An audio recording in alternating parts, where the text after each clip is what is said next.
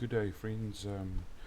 Today, a quick tutorial on installing Swift Pilot Client. Swift Pilot Client is a multi-platform pilot client. I use it for my X-Plane and my Microsoft Flight Simulator. Today's tutorial will cover the installation for Microsoft Flight Simulator, and as a bonus, the installation to X-Plane. It could also be used for Prepared 3D and other simulators, but this is the last pilot client you'll ever need. It's easy to use. It is been there for years,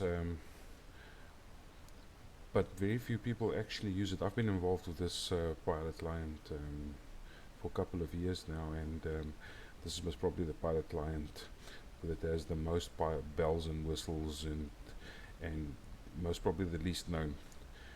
We'll start off with downloading the Windows 64-bit version and the FAT All OS plugin, which we'll be using for X-Plane only. After we've downloaded both these plugins, I will show you how to install and to set up it correctly. If you get a message that that you need to keep the file, just keep the file. It's a message from Microsoft, built-in antivirus, and just click keep anyway, and then we can continue with the installation from there. After you've successfully downloaded both the pilot client installer and the SwiftBus FAT All OS plugin, we can continue the process of installing. Double click on the Swift installer for Windows 64-bit.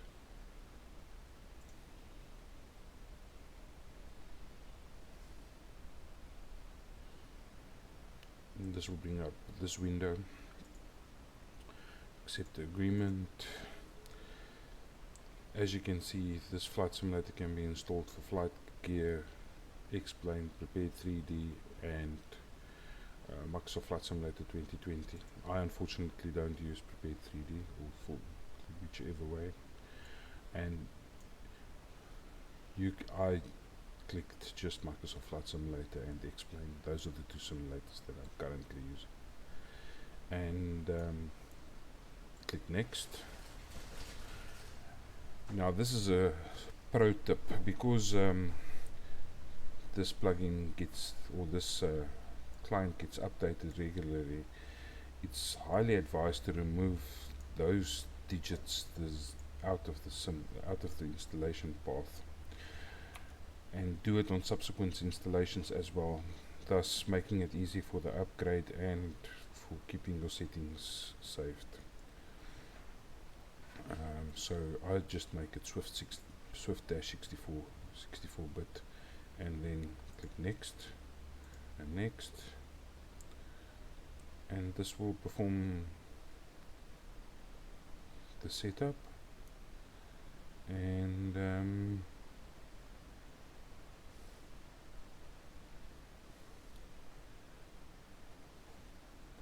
when it's done, we will continue the process.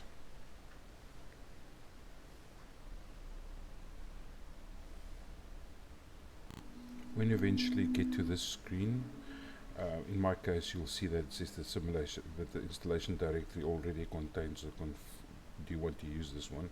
I'm going to click no, as I have already installed it, but I want to do a clean installation for the purposes of this video.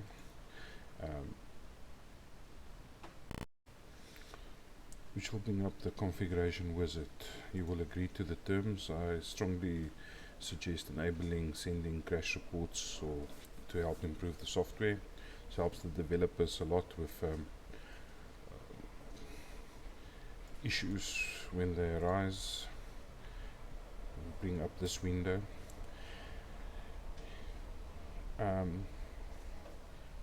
The best I can describe is that the best is to click on these little blue blocks here until you have clicked them all, and these two blocks here become this green yellow on the DB side here. That means it successfully downloaded all the data, the DB data that it needs. It's a small download, but it can be tedious, and highly suggested to do that first. Although it says you can continue, I have never continued, always waited for the DB count. We are going to skip this screen because this is for when you have already got a copy. Some next, the same, and then you'll be brought to this screen where you'll be able to select your different simulators. Now, for explain, you click explain, you put the simulator directory in here. In my case, it is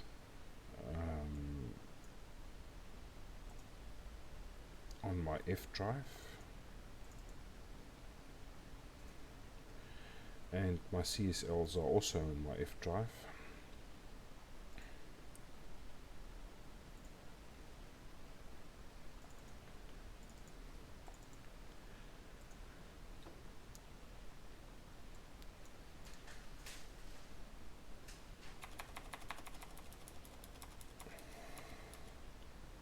And click save.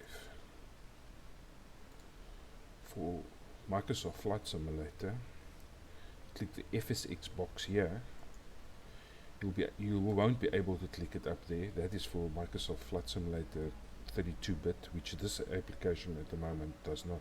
There is a 32-bit application that's exactly the same, but it does not support Microsoft Flight Simulator X and Flight Simulator 2004 to FS9 on the 64-bit version. You click FSX at the bottom and then add your FSX installed simulator directory and the same directory for your models directory. This will assist with model matching of specific planes that's only available in Microsoft Flight Simulator. If you should have prepared 3D, you'll do the same. You'll click prepare 3D on the top there and at the bottom here, and then add the simulator directories and then click save. Then you'll click next, and this is where we're going to do the models. I'm using AIG's AI set. I've installed it to its default directory in Microsoft Flight Simulator, and I'm going to use only those models to match. You will start with reload, and then this will reload all the models for that simulator and it will scan the whole directory of your Microsoft Flight Simulator for aircraft files, and make a list of models that it will be able to match for VATSIM. A note here is that it's highly suggested and highly recommended that you use the AIG models instead of the IVAO X-CLS, as this is way more comprehensive, are better looking, and they have lights and flaps and make sounds and all the bells and whistles that is needed to give you a little bit more of realism in the sim. Unfortunately, it does take a bit of time to go through all of the scenery and to get all the models, but I highly recommend that when after the setup, this is most probably going to help you tremendously to get model matching for all the different planes in Microsoft Flight Simulator, and explain and prepare 3D as this client supports them all on the fly. You don't have to have 3 different clients, and it's easy to work with.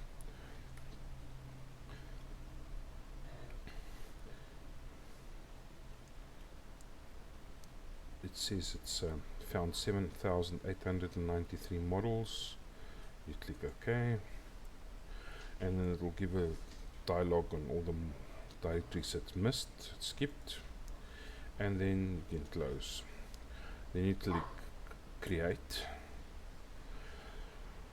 and it will say no distributors selected, use all models. You click yes. In my case, it will override existing model set, yes. You might not get the same dialog, and then click save FSX. It will save and close.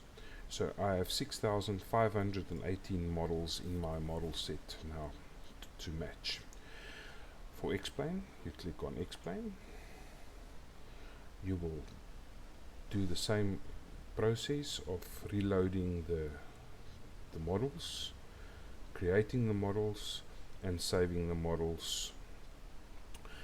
I will do the create part, so override the existing, yes, and then save, explain, close. Now you've done your model matching for both simulators. You don't have to come back to this. I do come back now and then after I've updated some of the CSLs, maybe in a month's time or so, but no need to rush back to this. Then click next. This part is only valid for explain, and much left alone. You don't have to set anything. You just make sure dbus peer-to-peer. This is so that you can use the client over two computers via a peer-to-peer server. In that case, you will put an IP address in. I'm using it on my local PC, so I'll just use localhost and then go next. Next, you'll add your buttons for your push to talk. You click add, you click voice, activate push to talk, and select the button, and the button will be saved, and it will be presented in this list here, and then click finish. When you add the Swift GUI, this is the GUI client, you'll need to select sync. This syncs with the cockpit interactions, so that if you change something in the cockpit, that it changes it in the client. And you select your input sources for audio and your output sources for audio. You can test your devices in the test sound in the loopback test. I'm not going to bore you with that particulars. We go to the connect button. You'll be pilot ID goes in here, VATSIM pilot ID, password, your home base. This is not necessary, but can be added. And then in Microsoft Flight Simulator, you'll be presented with this red block. And as you can see, the sim is running and it's not picking up the aircraft. The reason for that, it does not set the sim for Microsoft Flight Simulator by itself automatically, and it requires you to click on the settings button at the bottom, the simulator button, and then select Microsoft Flight Simulator 2020. There. Go back to the connect button,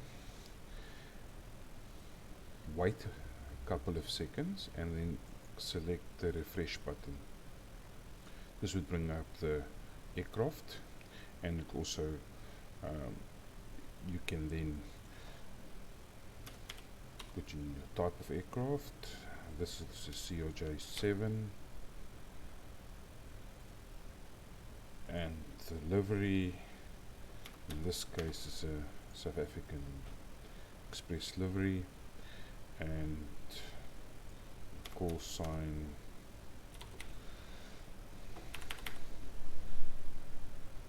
select your server, and then select connect. Click on cockpit,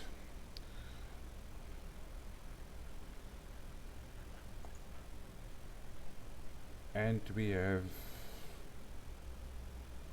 connection. Just a couple of things here. On models, you can see the models that it's matching, the rendered aircraft. Under ATC, it will give you a list of ATC that's online. It will also, there's a text chat for text chat, and a radar, which you can zoom in to see the current aircraft in your vicinity. When I want to just pause here for a second. Back, I've closed all the windows. I just wanted to take you outside and just give you a brief view of the planes that are being rendered and the quality. It's absolutely amazing how VATSIM brings your sim to life. There's really no reason you should not use VATSIM. It works perfectly. The model matching is working perfectly. With a little bit of effort, it can be amazing.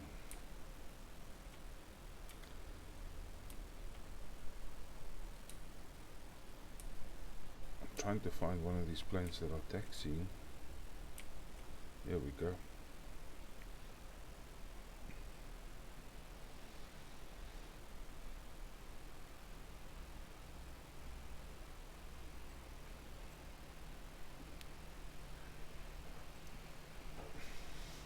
I find this is the best that you can find currently in the sim, and it makes a lot of sense to use it. Back to this screen, I just wanted to sort of a small pro tip. If for any reason you are using an aircraft and it does not select mode Charlie, mode C hereby automatically, which does happen, some aircraft are not syncing correctly. The CRJ does that one, some of the planes don't. Then you just have to click on the middle there and it would go to mode Charlie. Ident is that one. It supports all cell call and all the frequencies, and an absolutely best pilot client for VATSIM at the moment.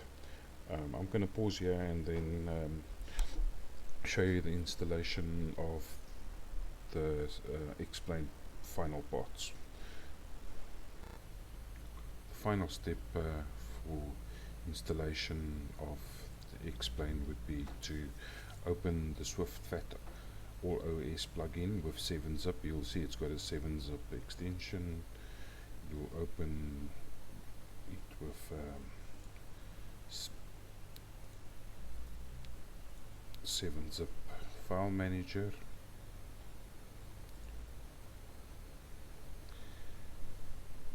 And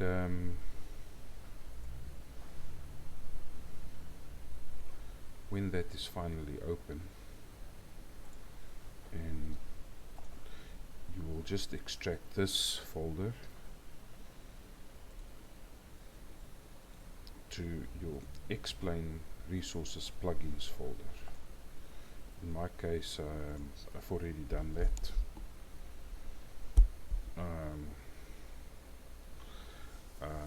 And you'll see this error that I have here is because my explain is already open, and not advised to do it while the explain is open, but this is just an indication of how to do it. I'm going to close this window and go into explain, start up explain, and it will work from there. Okay, here we are in explain. We're going to, I've just started up in the AIG 737 British Airways in the same proximate spot in Gatwick, and we are going to connect to Swift. I am actually connected. Let me just disconnect.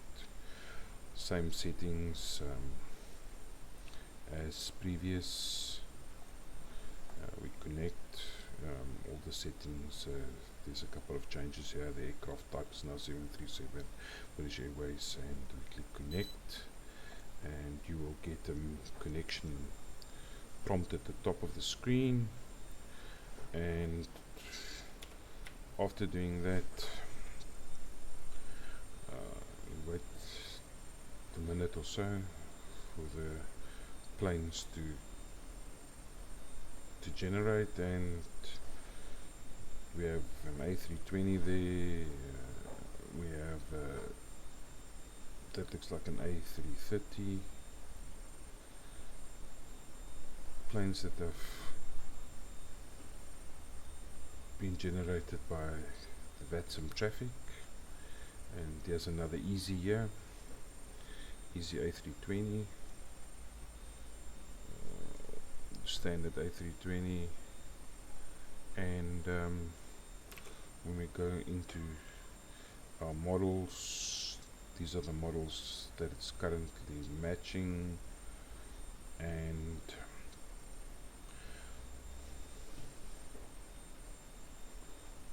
you can click rematch if you wanted to, and the same settings work here. We have the radar, which you can zoom in to see the traffic inbound and outbound and around you. This goes to 90 miles. And as you can see, this is a client. Makes it very easy to have one client on your PC and a couple of simulators. I mean, you can literally use this on prepared as well. I unfortunately don't have prepared. I'm not going to get prepared as well. Explain is my go-to simulator, my play around simulator is my Microsoft Flight Simulator, and this is hoping for Explain 12 to be released soon.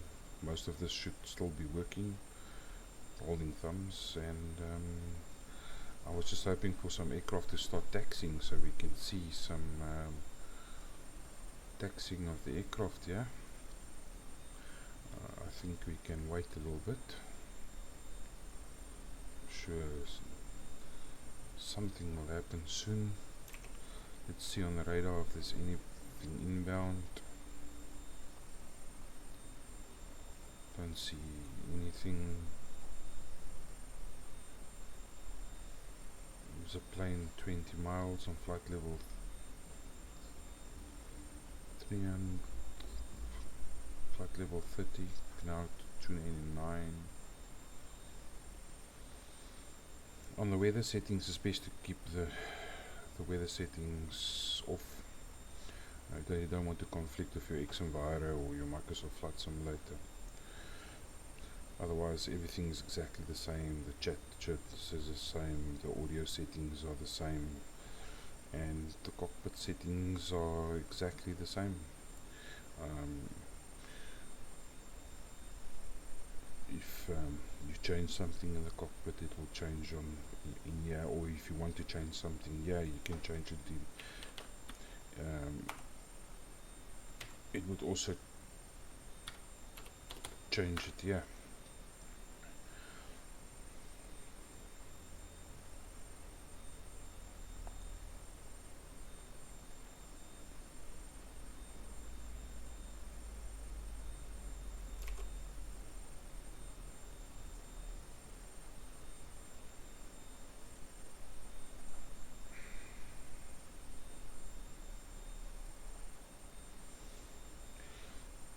Do a radio check. Expressways 201 radio check, Gatwick traffic.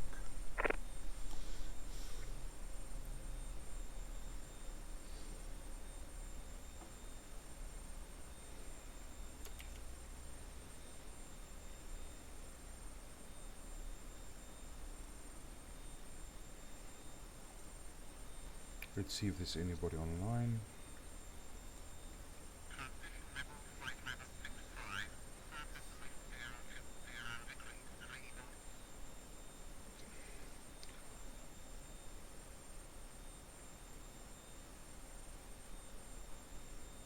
Gatwick approach, Expressways 201 radio check.